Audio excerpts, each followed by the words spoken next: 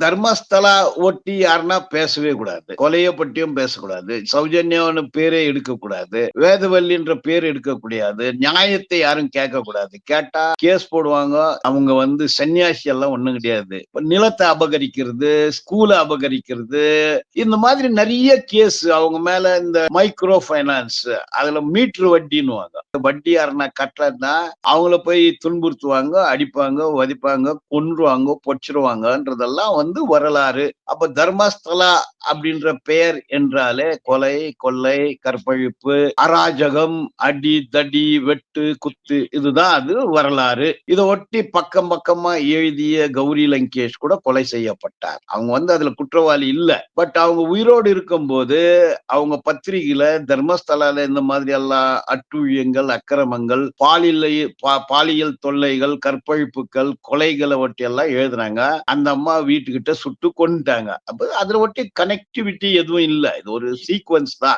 அந்த மாதிரி பல கொலைகள் நடந்திருக்கு.